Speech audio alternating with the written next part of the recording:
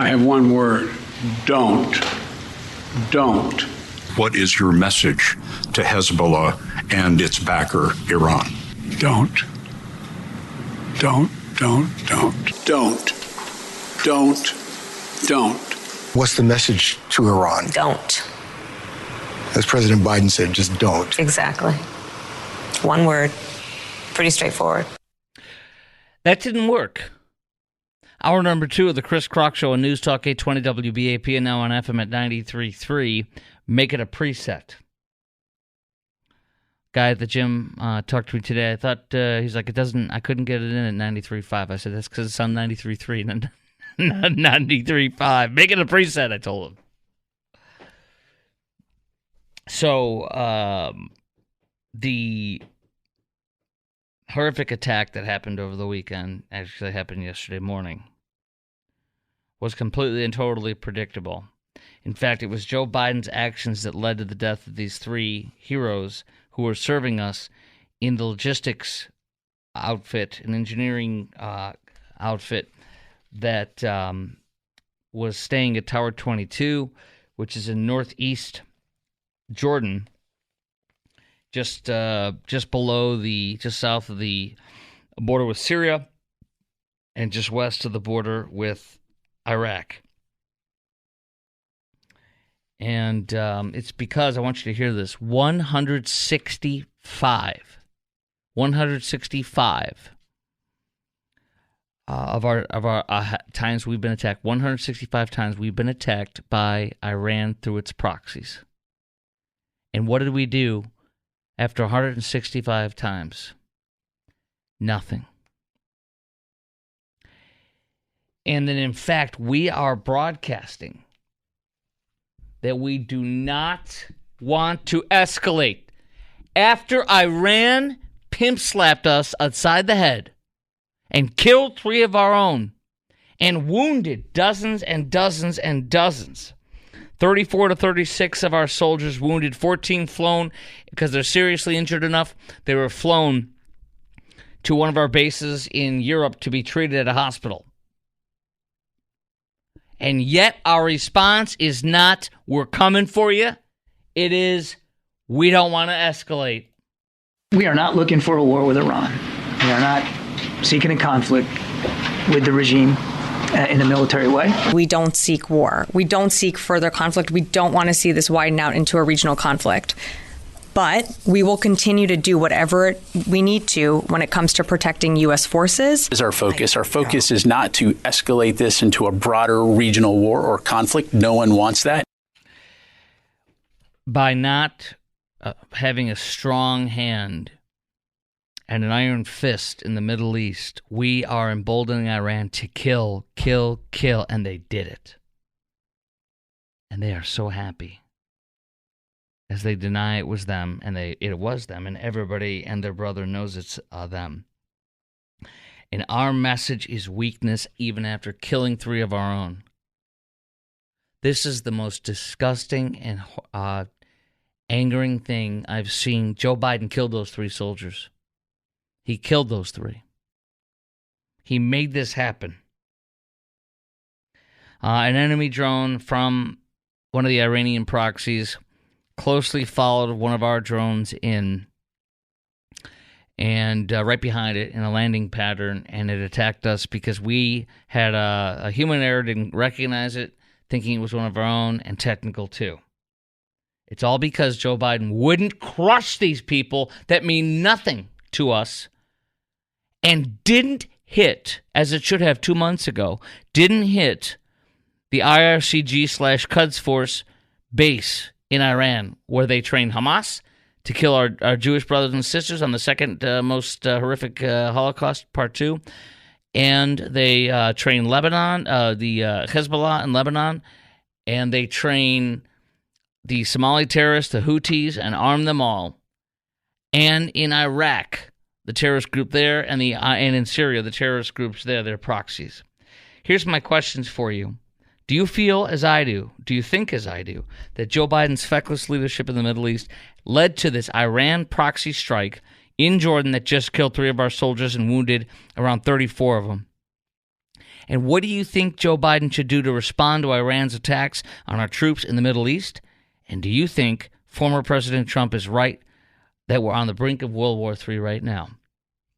800-288-WBAP is our number. Chime in now at 800-288-9227. Sending the message, we don't seek war, we don't seek to escalate, is saying, you hit us, good job, we're not going to escalate, you can keep punching us, that's fine. I think we should destroy the training facilities for Iran. I think we should blow up some or all of their, I think we should blow up all of their processing facilities, for gas, what do you call it? What are they called? Refineries. So they can't produce any oil and sell it to stop their funding. And I think we should also destroy all the proxies. That's it. All of them. Kill them all. Kill them and kill them and kill them and end them. Kill all the proxies that have been attacking us. Every one of them, every base, every one of them, everywhere. Just kill them. And also hit the base in Iran where they're training them, and hit the refineries, crippling them. When Reagan took out half their Navy in a day, they didn't do anything. When Trump killed Qasem Soleimani, they sent some Scuds over that didn't hit, and they knew they wouldn't hit. Do you think Joe Biden's feckless leadership in the Middle East led to this Iranian proxy strike in Jordan that just killed 3 of our soldiers? What do you think Joe Biden should do in response to Iran's attacks on our troops in the Middle East? And do you think former President Trump is right that we're on the brink of World War III? 800-288-WBAP. Sound off right now. 800-288-9227. I don't think we're on the brink of World War III, although actually, here's the deal. War is begun by mistakes. War is made by mistakes. Nobody intends to get into a war. But by backing away and signaling weakness and weakness and weakness, Joe is actually bringing us into a war by his fecklessness and his fear. This man is a coward. It was properly described by one of our Republican officials today, one of our congressmen, I believe was, or senators. Joe Biden's a coward, and his cowardice is going to get us into World War III. This man is a coward. That's just all he is. He's afraid. All he is constantly afraid of escalation. He thinks he can bribe and pull his way out of everything, and that it'll stop everything. Al-Qaeda is once again stronger than ever, thanks to Joe Biden getting out of Afghanistan unilaterally in a spectacular collapse. And now today, Sergeant William Rivers, 46, from Carrollton, Georgia, Specialist Brianna Moffitt, 23, from Savannah, Georgia, and Specialist Kennedy Layden Sanders, of 24, of Waycross, all dead. The 718th Engineer Company, the 926th Engineer Battalion, and the 926th Engineer Brigade out of Fort Warren, Georgia. They're all from Georgia. Miss Sanders' family describes her affectionately as Munchkin. Munchkin is dead because of Joe Biden. This is the deadliest attack on United States troops in the Middle East since ISIS bomb killed 4 American soldiers in 2019. Actually, there's been some other attacks under Joe Biden's watch that have led to our troops dying. I'll tell you about that coming up next. Plus, more about the 34 injured and what John Cornyn and other Republicans are saying today, how we should strike back. I want to hear how you think we should strike back. If you blame Joe Biden's feckless leadership on this Iranian proxy strike that killed 3 of our soldiers, what do you think you should do in response? And do you think Trump's right? We're on the brink of World War III. 800-288-WBAP, 800-288-9227. And also, I'm going to give you a flashback coming up next when Biden criticized Trump for soldiers being injured in Iraq by Iran. Oh, his chickens are coming home to roost, this coward. That's up next on the Chris Crock Show on News Talk 820 WBAP and now on FM at 93.3. The world has changed because of what Trump has done. And the American people, including independents and some Republicans, know how bad he is, know how much he's misrepresented, know how he's getting close to getting us in a war. I said, as the walls close in on this man, I'm worried he's going to get us to war in Iran. Unfortunately, I may have been right. The fact of the matter is there's a lot at stake in this election. The world has changed. Well, Joe, you are bringing us into war. Trump took us further away from war with Iran. You are calling yourself out, you loser hypocrite, who killed 3 more of our soldiers. You killed 12 at Abbey Gate. You killed them, Joe. You wouldn't let them shoot and kill the terrorists that you freed from Bagram Air Force Base just 3 days earlier. You killed them, Joe. 12 from Afghanistan, you wounded dozens, and you killed 3 more, Joe. Joe, you have killed. It is not during righteous war actions. It is a choice that you made that killed those 12 soldiers. It was totally avoidable because you chose to pull out, and you chose 3 days earlier to free all the terrorists and abandon Bagram Air Force Base in the middle of the night. We had an Air Force base that was it was hundreds of miles away from China and hundreds of miles away from the neighbor of Afghanistan, Iran. And you gave that base up and you freed all those terrorists, and 3 days later they killed them. You wouldn't let our troops shoot and kill the terrorists that we identified with our naked eyes. Our soldiers did. You told them no shooting, let them take care of business, let them kill you. It was all you, Joe. The withdrawal, Bagram, freeing the terrorists and telling them they couldn't defend themselves and kill a terrorist, let them blow you up. Joe, you killed those 12 and you killed these 3, Joe. Joe, your cowardice and your stupidity on the foreign stage when former SecDef Bob Gates, who was under Hussein Obama and under Trump, under Bush, said, I like Joe a lot. He said this 10 years ago, but he's been wrong on every foreign policy decision for 40 years straight. Well, Joe, now it's 50 years. You are so proving him so right. You're killing our troops because of your fecklessness and your incompetence. Way to go, Joe. You're murdering. You've killed 15 of our soldiers. And you said Trump was the bad guy. And today you come out and act all, it's just so terrible. Oh, I feel so bad. Oh, it's just terrible. All right, I want to hear from you right now. Chime in. Do you think Joe Biden's feckless leadership in the Middle East led to this Iranian proxy strike in Jordan that just killed 3 of our soldiers? Do you think Joe Biden what do you think he should do to respond to Iran's attack on our troops in the Middle East? And do you think former President Trump is right that we're on the brink of war because of Joe Biden? 800-288-WBAP. Chime in now, 800-288-9227. John Cornyn is calling for retaliation. Target Tehran. Yes, don't target him, just do it. Blow up here's what I think we should do.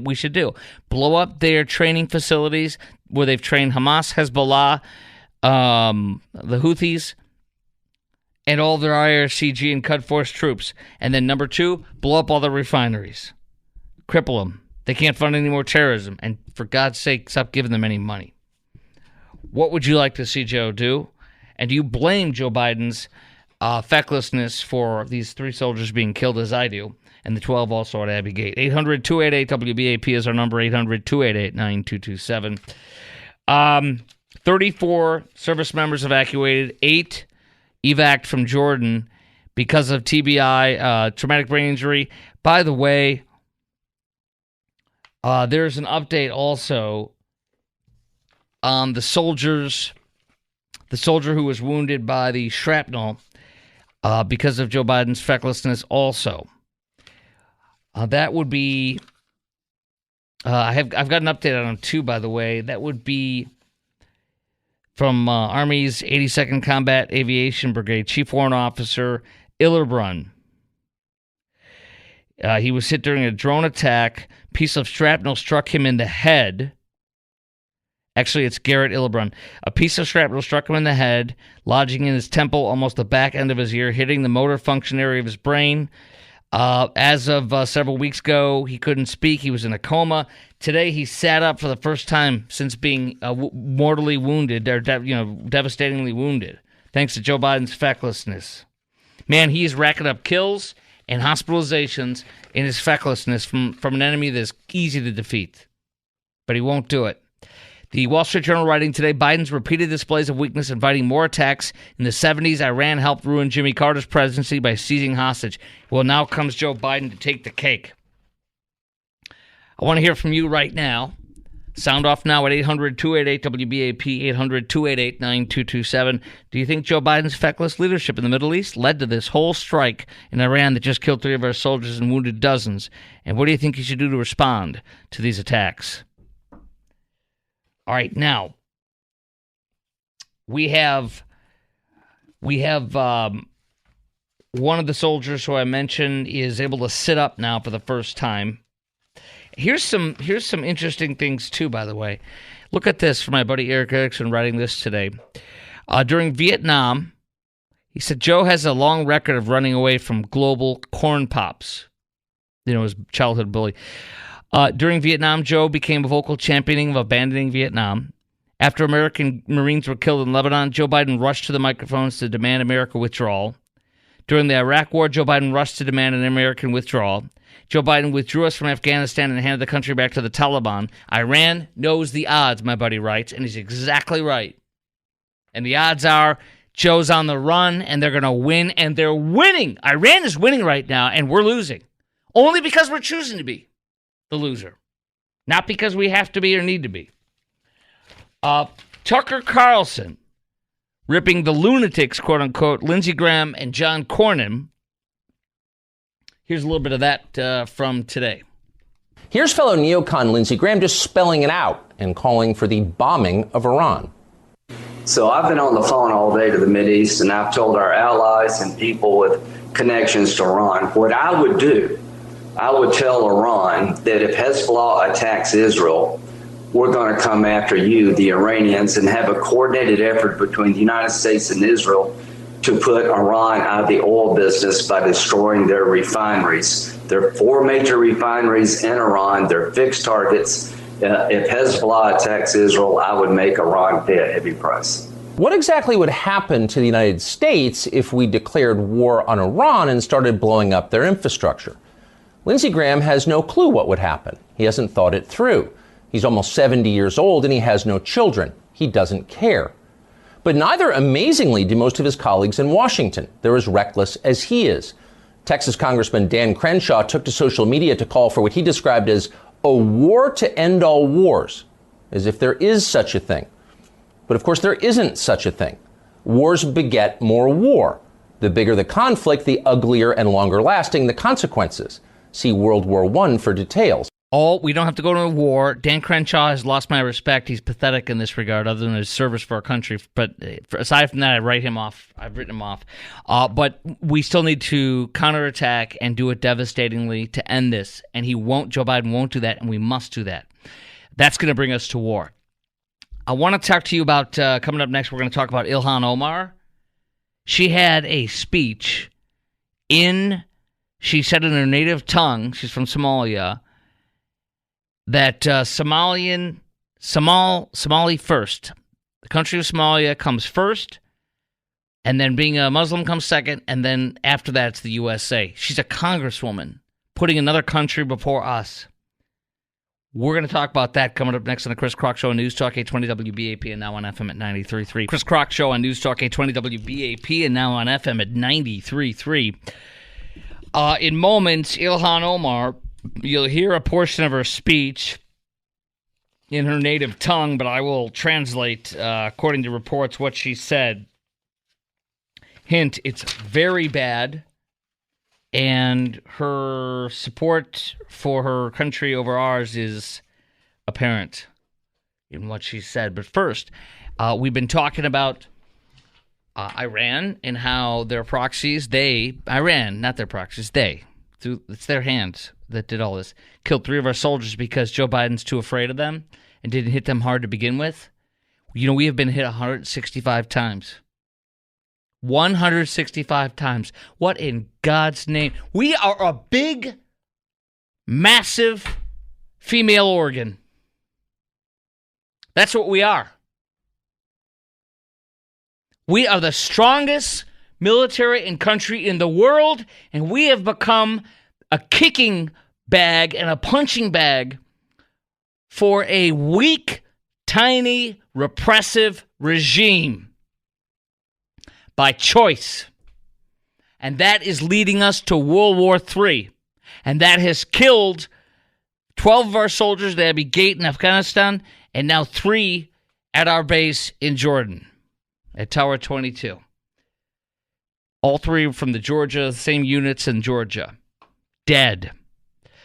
I wanted to ask you about that, and that is, do you think Joe Biden's feckless leadership in the Middle East led to this Iranian proxy strike in Jordan that killed 3 of our soldiers? What do you think Biden should do to respond to Iran's attacks on our troops in the Middle East? And do you think President Trump is right that we're on the brink of World War III because of Joe Biden? 800-288-WBAP is our number. Chime in right now at 800-288-9227. Charles and McKinney, you're on News Talk 820 WBAP, and now on FM at 93.3. Make it a preset. Hello, sir. Hey, partner. I'm thinking, well, a decent president would have already acted and done something of greater deterrent value. But Biden's going to do nothing. He's going to probably offer more pallets of money. But what should have happened is should be drop Moabs in the middle of Tehran, Mashhad, and Isfahan, the 3 largest cities in Iran. You want to drop bombs on the 3 largest cities of Iran? That would get their attention. Iran's not going to, and most Middle Eastern countries will only negotiate from a position of strength.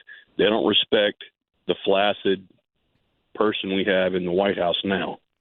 The only reason why I wouldn't agree to hitting their cities is because most of the people that live in those cities like us and don't like their repressive regime. We'd be killing people who would love to come here in a good way, not in a bad way, and who hate the repressive regime that is enslaving them, basically. And I think the better way to do it would be to destroy their training base, which we should have done 2 months ago, 3 months ago. And I think the other thing is to destroy their refinery capability, which would crush their economic might, tiny little economic might, but and would bring them to their knees. And I think, and there is talk, I should say, of sinking they got a warship that's meandering about in the Red Sea, which is fine, but that should have been done 2 months ago. You know? But you're still fighting alligators. You're not draining the swamp of the problem. So draining the swamp would be killing innocent civilians in 3 cities of Iran? You take out their mullahs' headquarters in Tehran and Isfahan and Mashhad. Okay, you just want to hit where their headquarters are and do a precision strike where their leaders are. Oh, I don't want to flatten the entire place because it's a lovely place with decent people and great historical things are there. But the creatures that are controlling it need to go away. Okay, that's different. Yeah, I see what you mean. Okay, now I got you. Yeah, I'd be more open to that, but that would be fine, I suppose. I mean, you got 8 million people in Tehran. Yeah. The only way you're going to level the whole place is with. No, I know, but I was on nuclear weapon. I must have misinterpreted you. I was under the impression you just wanted to bomb 3 of the largest cities. Oh, no, you don't lob stuff in the middle of a bunch of people. Yeah, I was going to. That's why I thought you were okay. No. The surface. Yeah, I got you. I got you. Well, that's one possibility. The oil refinery, you got to remember they've lived under sanctions for 40 years. It really doesn't affect them that much because they're going to get around them anyway. I would just say when you blow up the refinery, how are they going to make money to keep training and providing terrorist weapons to terrorists? Because they've got oil in not wells, but in stockpiles underground. Sure, but how long is that going to last them when they can't refine anymore and they need it for themselves too? And now they can't have any made. I don't think people understand how huge their underground stuff is. Mm-hmm. They have whole cities that you get lost in underground, where they have whole bazaars and stuff underground. I'm sure they do. They've had that for 1,000 years. How many barrels of oil do they have underground? How many barrels of oil do they have underground then? It's significant. You don't know the amount, right? No, I haven't been there. I mean, we have a significant amount the United States does, but it will only last us for 19 days. And if we have 19 days worth of oil for our country, we're going to be in a bad way if our refinery stops. But anyways, I appreciate your call, Charles. Thank you very much, sir. Sure. All right. 800-288-WBAP is our number.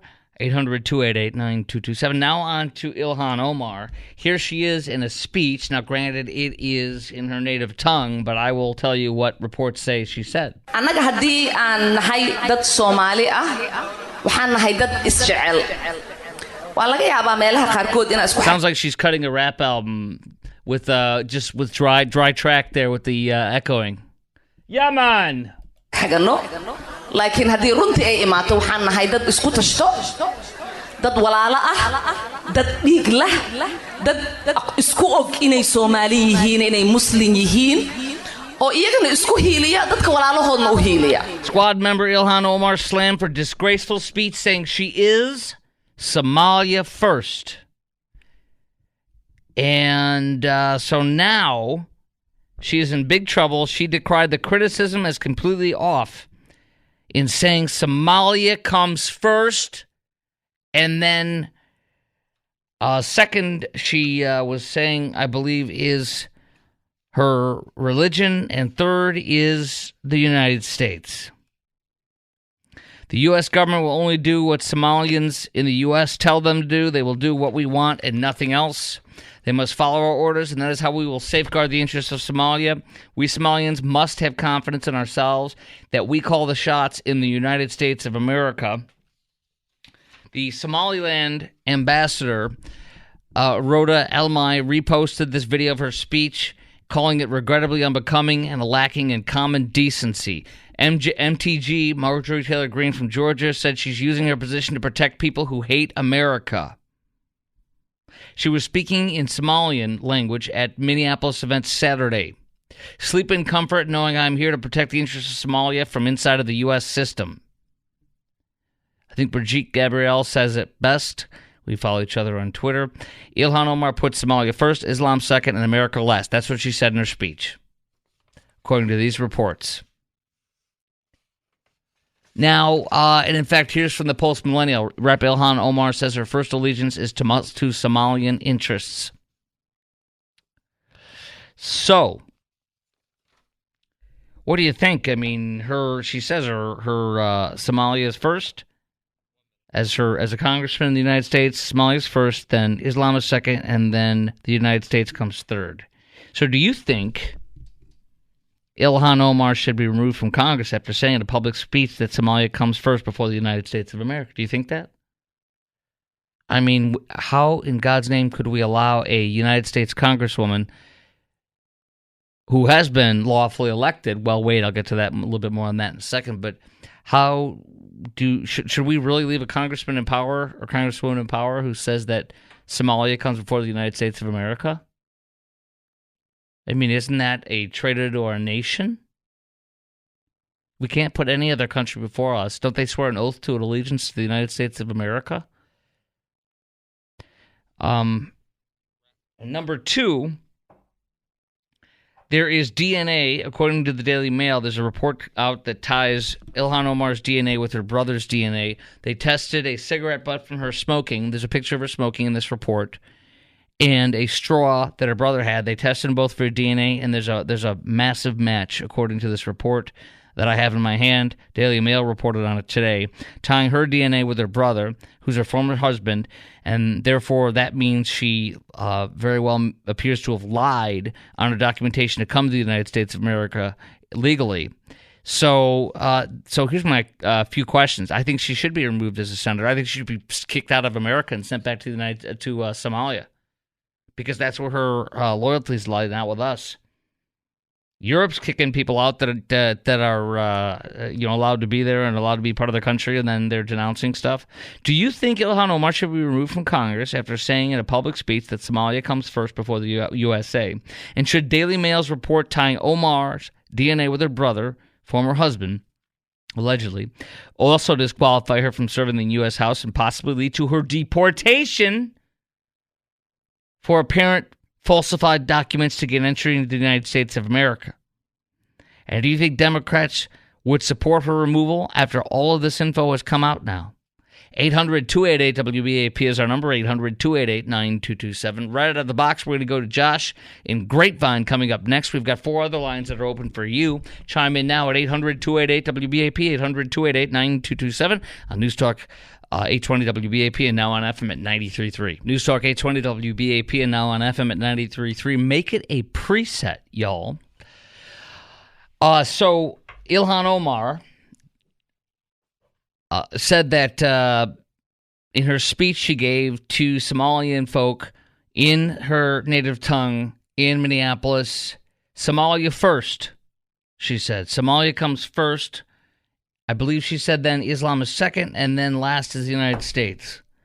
Doesn't this mean she should be kicked out of Congress for her loyalties to another country before ours? Get the heck out of here. Number two, I think we have from the Daily Mail, their report today, claims DNA match proves Ilhan Omar married her brother. Conservative group's DNA test from Congresswoman's cigarette butt purports to show a 99.99% match to her second husband, Ahmed Elmi. Supposed DNA match between Omar and her second husband, Ahmed Elmi, proves the two are siblings, it says. They've long been rumored that they are siblings. We all have heard about this for years. Because of a lack of paperwork in war-torn Somalia, positive proof has never been uncovered. Match says her DNA was taken from a cigarette butt, his DNA from a drinking straw. Although she's not known to be a smoker, grainy photo appears to show her smoking outside of her D.C. home. It sure looks like her. I looked at the picture myself.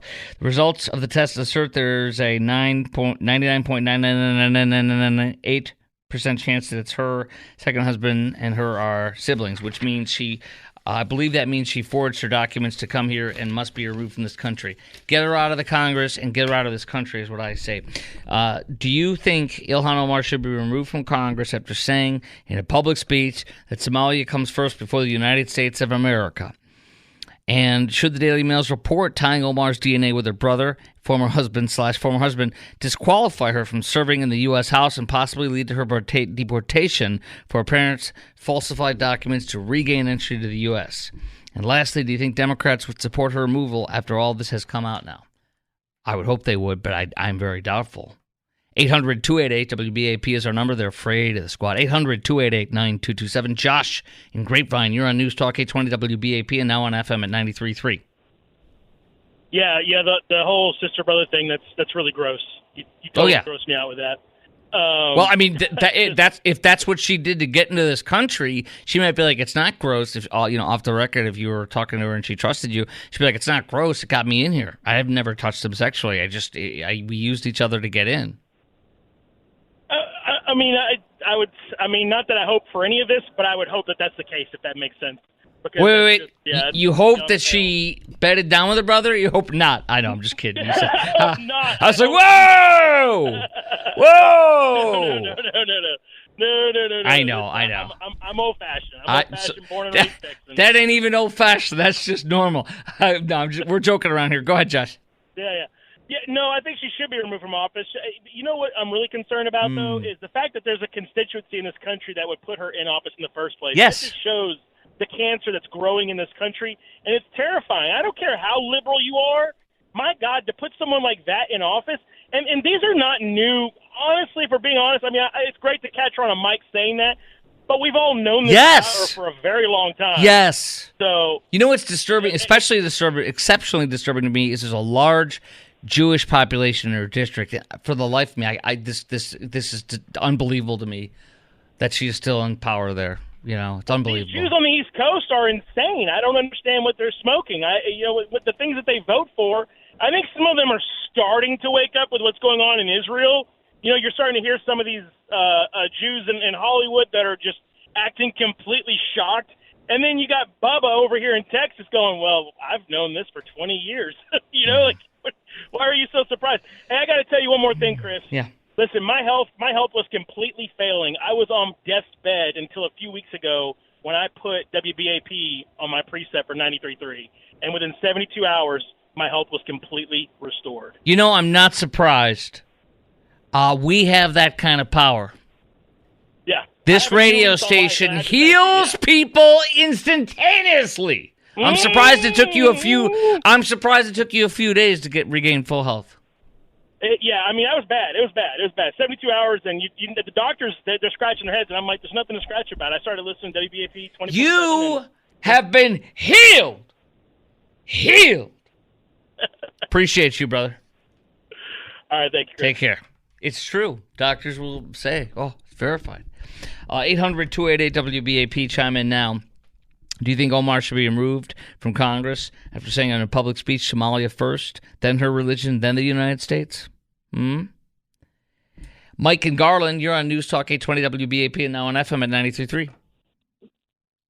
Hey, Mark. Okay, Mike, yeah, excuse me. okay, How Mike? Yeah. Yeah, how you doing tonight? Good, brother. We got about 45 seconds. Go. Oh, okay. Yeah, I agree with the previous caller. Ilhan, her and the squad, she's not the only one. Don't forget about the other 3 people that she's associated with. All those people need to be kicked out of Congress, too. This woman here, she hates America. I don't know, like you said, the people that elect her in office, they ought to be ashamed of themselves. But like I said, she should have been gone a long time ago because she's basically an imposter. Like you already talked about how she faked her paperwork to get into the U.S. So she ought to be expelled out of the U.S. as far as I'm concerned, and we don't have to deal with her anymore. And I thank you for taking my call. Thank you, brother. Great call. Great way to knock it out of the park in a short time. Appreciate you. Look forward to your next call. It was a great call. Coming up next, Joe Biden may tap Taylor Swift to endorse him. I can't wait to talk to you about that. Coming up next on the Chris Crock Show on News Talk 820 WBAP and now on FM.